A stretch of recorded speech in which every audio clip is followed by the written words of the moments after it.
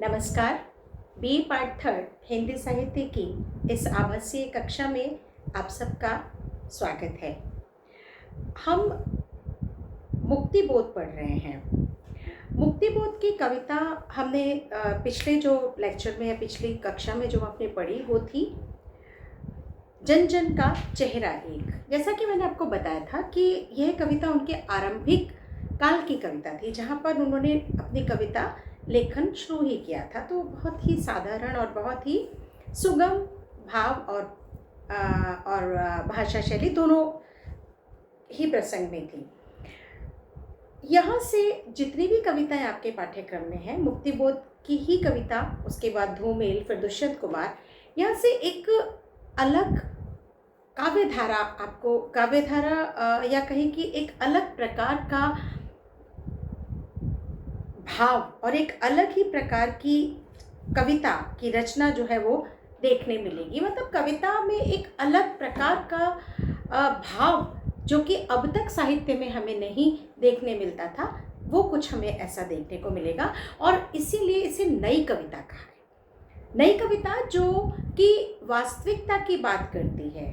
या नई कविता से पहले हम बात करें, हमने प्रयोगवाद की बात की थी। प्रयोगवाद क्या था? प्रयोगवाद निराशा कुंठा का काव्य था और प्रयोगवाद के बाद में प्रगतिवाद, साम्यवाद जिस पर आधारित विचारधारा का काव्य था।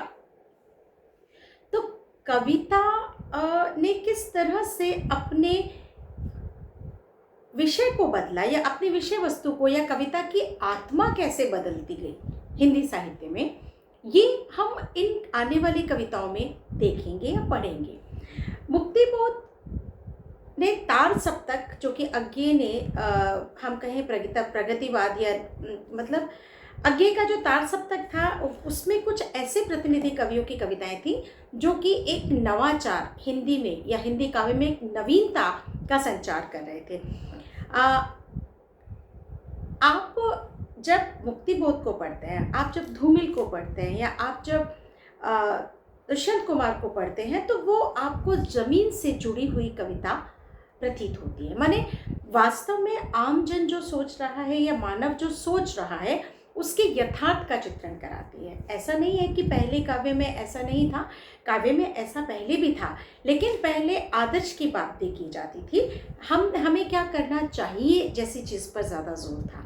लेकिन ये कविता या ये कवि हमें हमारे अंदर की या जो आम जनता की या आम इंसान की, एक साधारण व्यक्ति के अंतर मन की जो अंतर दशाएं हैं, उसमें सब तरह की दशाएं, सुख दुख, आशा निराशा, कुंठा उत्साह, सारी की सारी जितने भी अंतर दशाएं या आंतरिक दशाएं, उन्हें रेखांकित भी करते हैं और उन्हें रास्ता भी दिखाते हैं। नई कविता का जो पटल है वो इतना विशाल है, इतना विशाल क्षेत्र है कि जिसमें मानव जीवन के लगभग सभी आयामों को समाहित करता है।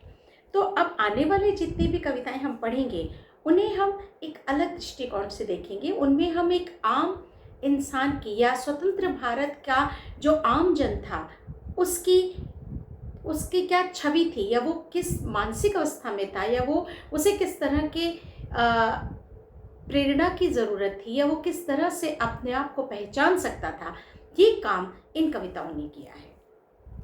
अगली जो हमारी कक्षा होगी उसमें हम मुक्तिबोध की कविता दूर तारा पढ़ेंगे। धन्यवाद।